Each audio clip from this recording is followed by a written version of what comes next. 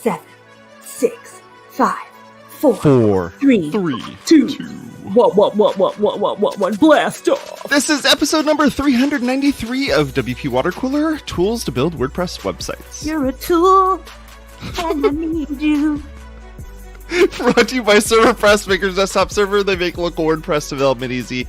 Check them out over at serverpress.com. I'm Jason Tucker. I'm an IT director and web developer. You can find me at Jason Tucker on Twitter. I'm Say Reed at Say Reed Media on all the things. I make WordPress, teach WordPress, preach WordPress, bleed WordPress. I'm sad about WordPress sometimes. Oh, hey, Cosper. And I'm Jason. You can follow us as a podcast over on Apple Podcasts, Google Podcasts, and Spotify. While you're there, leave us a review. We'd really appreciate it. Coming soon to Pocket Cast. And you can come and hang out with us over on Discord. Go to Discord over on WPwatercooler.com/Discord. I'll get there eventually. What's Please up? come How's to everybody Discord. doing? Please come to Come Discord. to Discord. We've got cookies. Stay for the memes. I just want everyone in the audience to know my sound is better now, and I thank you for your patience with my slowness. It's only been a couple years. Almost 400 episodes, and you finally got good sound. I think there was a microphone in there somewhere. It's funny, the captioning on the episodes would never actually have say in the captioning. And so I was like, well, you know what? She just wasn't on the show today. I'm not going to go through and try to fix it. It I'm never on could the understand show you. every day. It could just never understand you. And I was like, all right, whatever. Hey, speaking of being on the show, and speaking Yes. of WordPress, and speaking of longevity, you know what I miss? What do you miss? I miss WordCamp.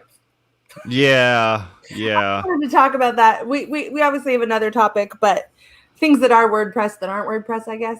But I was reflecting this morning on, I feel kind of disconnected from WordPress, and I'm using it more than ever. So it's not that I feel disconnected from the software, but I miss the community, and I don't think I realized how much I got out of just hanging with a bunch of geeks and chit-chatting.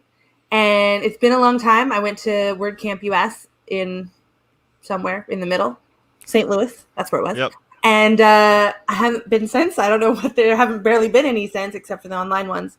Anyway, I just wanted to reflect upon that, and I wanted to tell all of you out there that I miss you, and I look forward finally to getting out there again and coming to see people in person, because there is something about that, and I don't know what it is, but I miss you.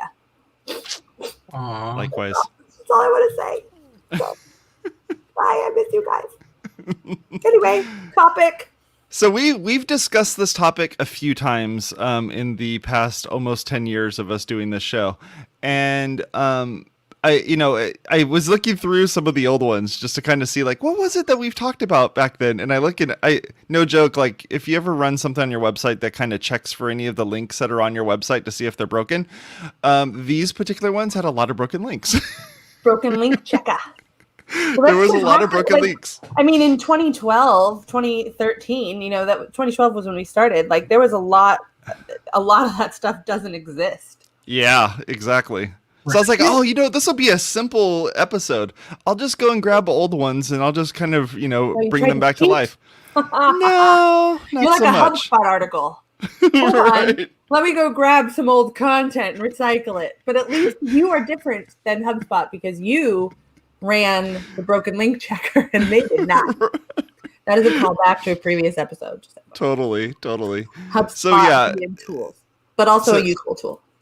So, you said you had a tool in particular that you wanted to share when we were first starting off. Do you remember what that was?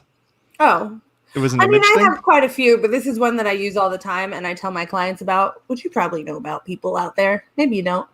It's called Tiny PNG.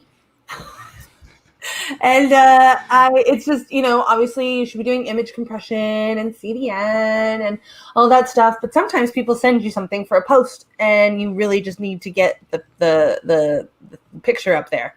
And that is what or you need the people to do their own compressing. So just go to Tiny PNG, throw some pics up there, download them. Your life is easier. I agree. One As that a- goes with that one is the Image Optum app that runs on your computer. If you're on a Mac or Windows, use Image Optum. It does the exact same thing as that tiny PMG, and you don't have to actually go, oh, you put it in the chat as well, Cosper. Sorry about that. You guys are on the same page. That's a good thing. I use Image Optum multiple times a week. It is a fairly robust program. I have actually downloaded a uploads folder from like a WordPress site and run it through Image Optum. I drop the whole damn thing and basically let the fan on my computer spin up for the next like 4 days and have everything get optimized. And even the lossless optimization is, I mean, it's one of the best tools that I've used to compress image files. I think the reason I like Tiny PNG is just because you can send it as a link to your clients. Like, I really use it a lot. For Oh, yeah. Like, I just send it to them. Like, just put it in here. There's a cute panda. They can just load them and download them from right there. There's nothing like even explaining how to open an application on your Mac. Right. And thing. And Tiny PNG, unlike Image Optim, is platform agnostic. So even if you have one of those weirdos who runs like some, like they're on Amiga OS or something, but they've got a modern browser, they can still use Tiny PNG. So Tiny PNG is one of those tiny, literally, like it's like a tiny piece of the workflow, right? And it's a tiny little thing, and it only does this one little thing. That's all it does. It just compresses JPEGs and PNGs, but turns everything into tiny PNGs, which is great, right? I mean, if you don't want to get into the conversation about PNG and the new WPRQS TV, whatever, the new Google WBP, what the hell is that thing called? WebP. Then I was like, what are the letters? I was waiting for you to stop so my brain could figure out what those letters were. Throwing the alphabet at you. That was not even my point. My point is that there, Cosper, you were telling us about another utility. I guess that's a WordPress utility, though. I was going to segue into the little utility you just told me about, but now that's inside WordPress. The Wayfinder. No. Oh, yeah. That is an internal. We'll talk about that on another show. We'll talk about that later. I'm a wreck, guys. Hey, same. I love you all, but oh man. So there's a tool that I like to use when building a website. Since I work day to day in performance, I really like to make sure that the sites that I'm working with and help build, like that I can kind of get my point across about, like, here's what's going to happen, like with your site. If, okay, so see, I'm jumbled. Just like we're doing great. It's a good day, midsummer. We are cruising. People are going to love this episode. It's great. Coming at you live. Yeah. So I use this site that I recently found out about called Slow Files. And what Slow Files does is it gives you an actual slow file that you can include on like a demo site for a customer. And you can say, like, here's what would happen to your site if one of these external resources that you use, like Facebook, like Twitter, you're including posts from Instagram, things like that. If their CDN goes down and all of a sudden it's serving up 503s, here's what happens if you have like an error library loading in your header, like you're doing. So basically, you're showing them why they should care. Right. Yeah. You're showing this is what it is going to be like if it gets messed up. So stop embedding Facebook. Right. Do you want to depend on this? If you really need this on your site, that's fine. However, if you include it on your site and something goes wrong, here's what you'll see, because you can't depend on Facebook to actually be able to demonstrate Here it happens when Facebook goes bad. Facebook is only intermittently slow. It is not dependably slow. Sometimes it isn't slow. Right. This is always dependably slow. What a funny, weird thing to need. You know, the fact that we need that, that is a weird thing. Like, I've actually been thinking a lot about load testing lately. So I think that it's kind of along that same lines. It's like doing negative testing on your site. Like, so it's not just looking for the positive things and trying to change everything to be the right thing. It's also doing the analysis to like figure out, you know, what's broken and what could be broken and what could go wrong. And especially with load testing. Yeah, and especially with load testing, finding out how much a site can take before it starts to fall over. Yeah, I mean, it's just something you don't really think about, right? You don't think about testing that way. I have not thought about testing that way, honestly. But it makes a lot of sense. I mean, obviously I've thought about load testing, but I've never thought about intentionally linking a slow file in just to see what happens or to demonstrate to your client. Please don't do this on your live site. That should be. Oh, sorry. I should put that out there. Please don't do this on a live site.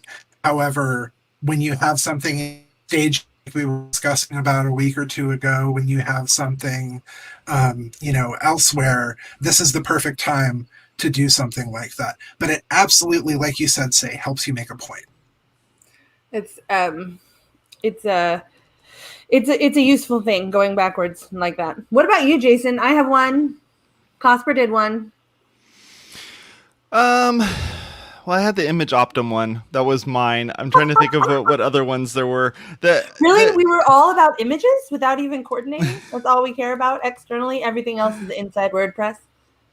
Well, I do have there are a couple different sites that I use for image placeholders. So one in particular is a placeholder. So excited. Well, so it's not the one that you're thinking about because that was but I'll let you bring that one up. Okay. I've used a couple different image placeholder sites, and this one in particular is a pretty good one, which is placeholder.com. There's a few other placeholder services that are out there that have fun names and have silly little things, but essentially what you end up with is a bunch of images with the actual file, the dimensions of them, and then have them be placed in there. That's if you're putting like a static image size in there and then having it just kind of do its thing. But there's a bunch of these that are out there, and just find one that works for you. And if it works for you, then give it a shot and see if it's going to work. And make it so that you can have like an external image that will load up that you'll be able to use. I'm so intrigued by this concept. One, I think they're super useful, like especially that one, because Place Kittens only has pictures of kittens. That one has measurements, which is actually really useful, I think, for both. Really, it's more useful so when the clients are looking at a demo site, they can see, sizes, and that helps them because kittens are just going to distract them and make them happy. However, the kittens will make your clients like your site more. That is unless they're allergic to cats.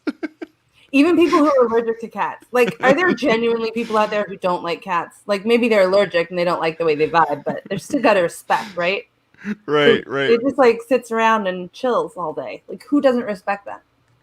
Aries probably don't respect that. Cosper, you have one? Yeah, absolutely. A little bit of self-promotion. This is my own site, but occasionally you need placeholder text. I like to actually use regular, like the text that is relevant to what the application is, but sometimes it's just like, I just have to show somebody what a mock-up is going to look like. So I use my own tool.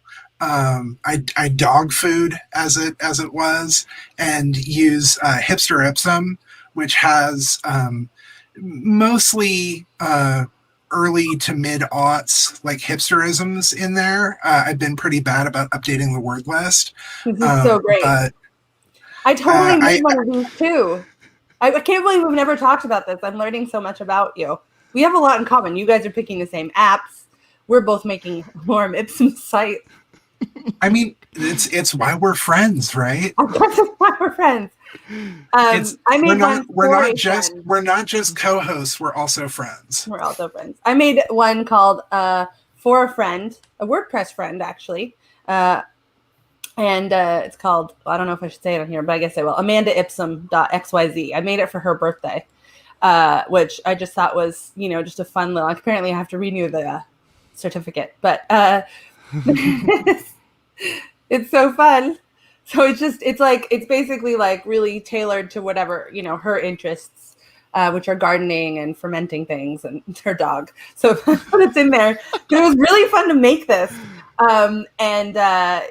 You're using a plugin? Obviously, we're probably using the same plugin.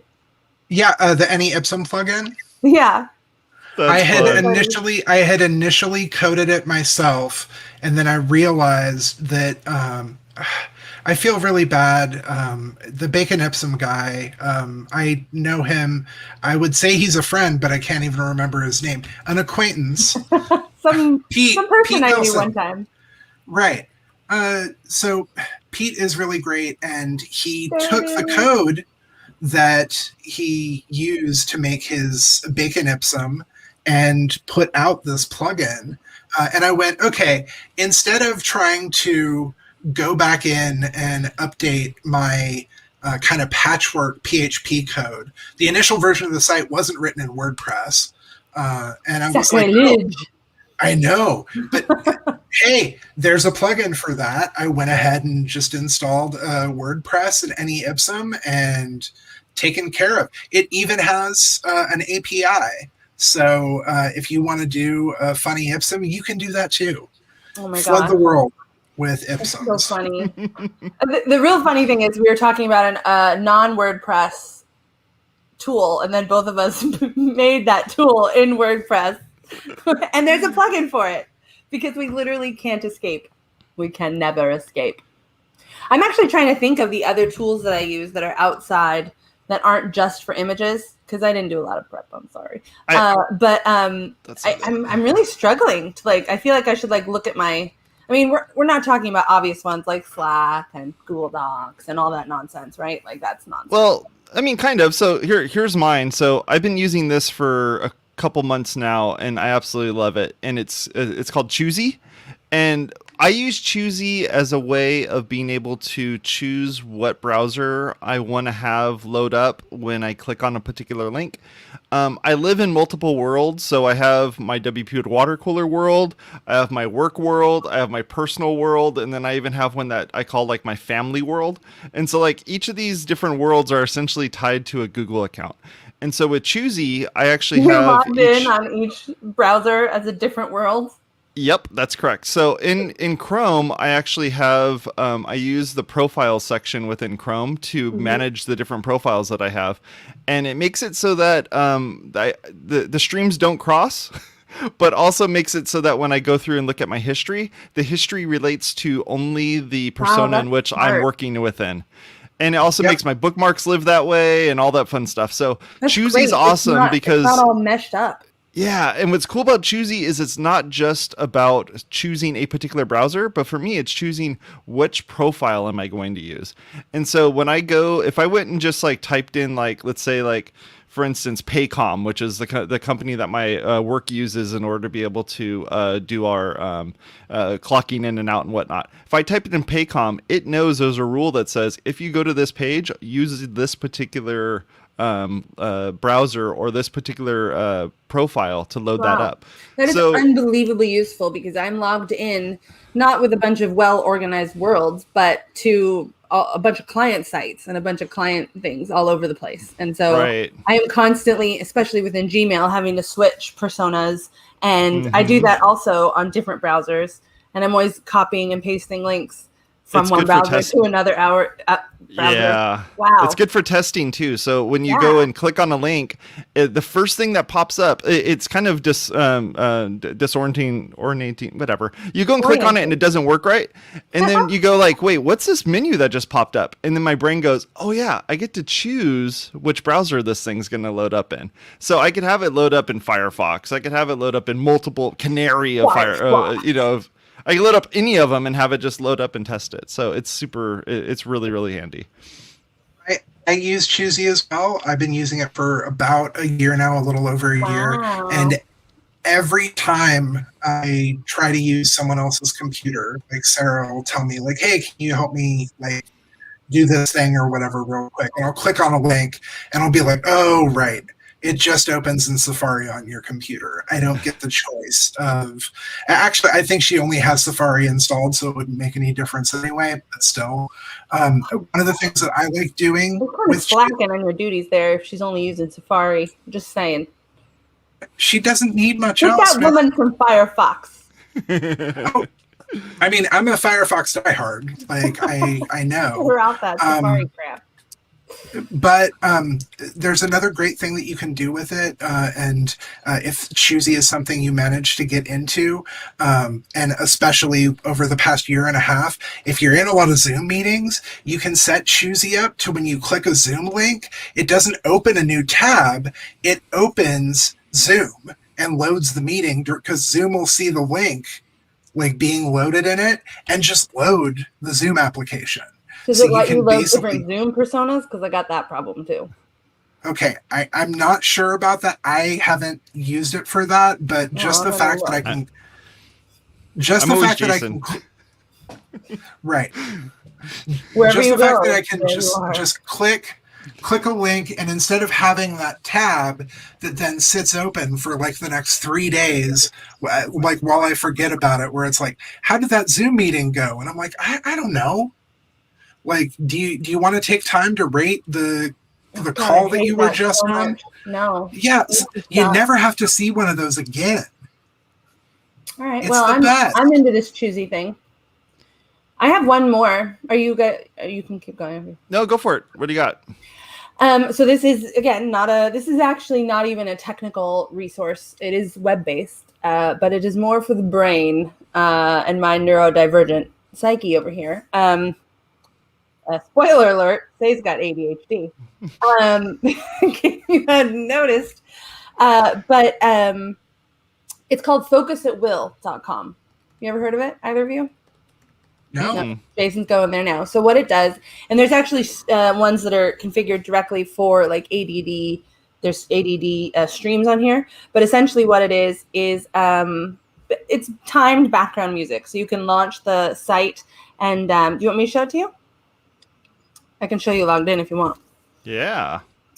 So basically it's timed and you can set, hold on, I'm going to do it right here. Hold on. You can see what kind I listen to. Isn't that nice? Share my screen. It's this one over here. I don't know why I have this weird background set up though.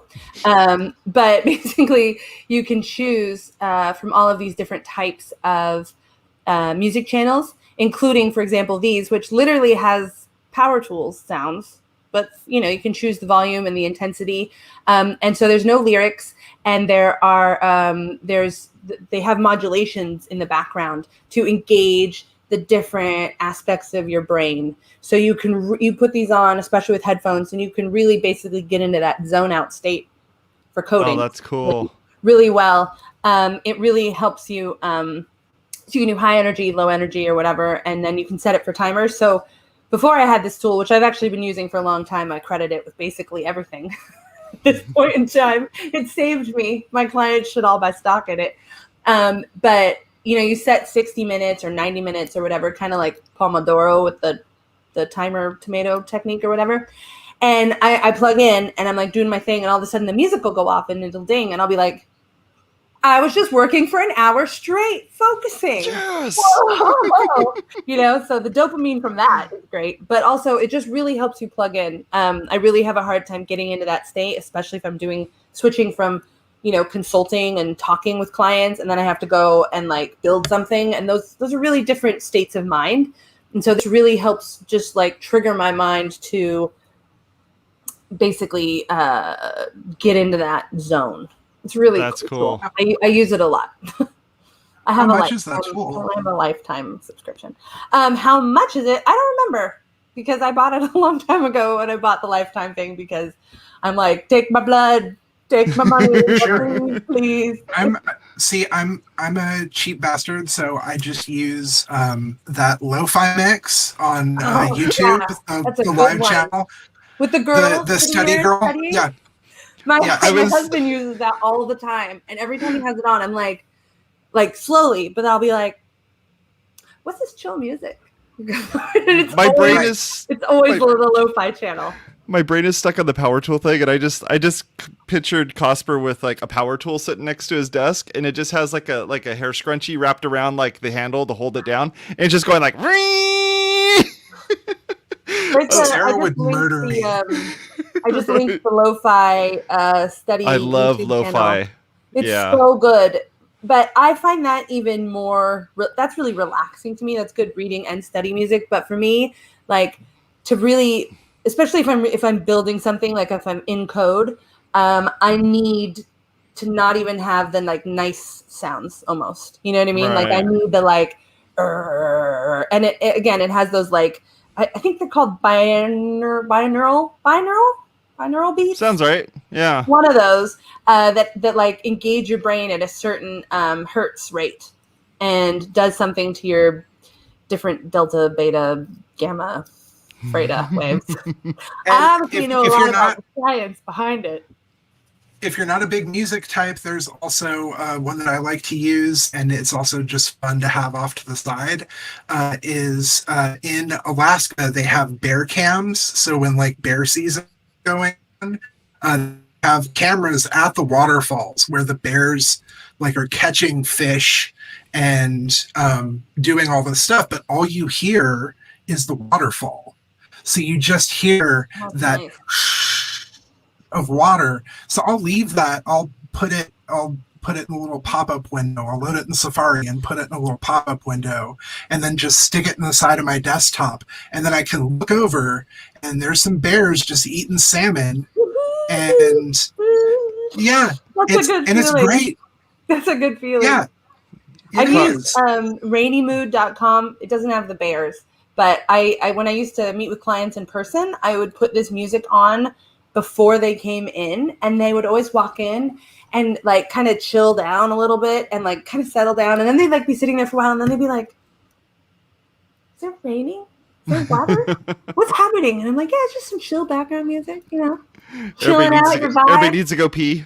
Yeah, but it was really nice. So I mean, I think there's a lot to be said. You know, there's all these life hacks and mental hacks or whatever, but these are like, you know, brain hacks. I actually think I'm going to use your grizzly bear one, because the idea of looking up or like paging through my windows and suddenly there's like a bear eating some salmon.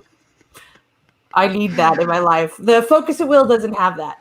So, Cosper, do you mind telling us a little bit about this one? Because I really want to hear about this one. Yes. The network link conditioner. Network link conditioner is one of Cosper's favorite things. So what network link conditioner does is, I don't know if either of you have ever installed an extension where you're like, let's see what this page or what web traffic looks like if I'm on a 3G connection, or if I'm on LTE. So see, that's just it. You're building a site on your nice high-speed connection, or higher speed than a lot of the country and a lot of the world actually uses. So what it does is it lets you load your site and see it as if you were somewhere else in the world, or you were using a slower connection. All of your recommendations are about slowing down your site. But it's beneficial because you go, man, I just built this great site. Like, I'm really excited. I'm about to turn it over to the client. But you remember that while you were talking to them, they go, well, we get a lot of mobile traffic. You go, okay, crap. Let me see. Yeah, because it's 2021 and you were not mobile first at all. And you're a bad developer. Just kidding. You're fine. Right. And you've built the site though, and it's responsive and it's ready to go. But you've never, like, all you've looked at it is on your computer with cable modem or fiber or whatever. So now you do this, and at the OS level, says, so you see how the other half lives for I mean, even like using Slack or using Zoom or something like that, where you're just like, man, yeah. But it's great because you can test it not only, oh, I'll load it up in Chrome, I'll load it up in Safari, I'll load it up in Firefox. And I'll instead load of it on having my to phone, I'll load it on my tablet. I'll load it literally through the wire. right. And Right. you can say, hey, yeah, it's something, yeah. And I realize that both of my bigger picks have been stuff that'll make your site slow, but sometimes you need to see how things will break in order to know how to make them the best thing that they can be. It's like a bank that tries to hire a team to break into it, like sneakers. Oh yeah, totally. Right. Exactly. The van outside making the website slow. They're squeezing the wire, making the wire slow. They're like trying to hack you, like literally. Like it's not the hacking part, but there's probably a service for that too. Like, can you hire someone to try to hack your website? Yeah, it's like doing denial of service attack on your website. Which we could totally get into that at some point too. I'd imagine Cosper's like, yeah, let me show you how to launch like 900 different instances going to your website all at the same time every second. I think that's pretty cool. I will say, I know we're over on our time, but I will just say a handful of words: bees with machine guns. Perfect. Well, hey, thank you very much for hanging out with us. Here's our outro. Thanks. Go over to WPwatercooler.com/subscribe, where you can subscribe to WPwatercooler or DevBranch, and we're on Apple Podcasts, Google Podcasts, Stitcher, Spotify, and if you're watching us probably on YouTube. Talk to y'all later. You have a good one. Bye-bye.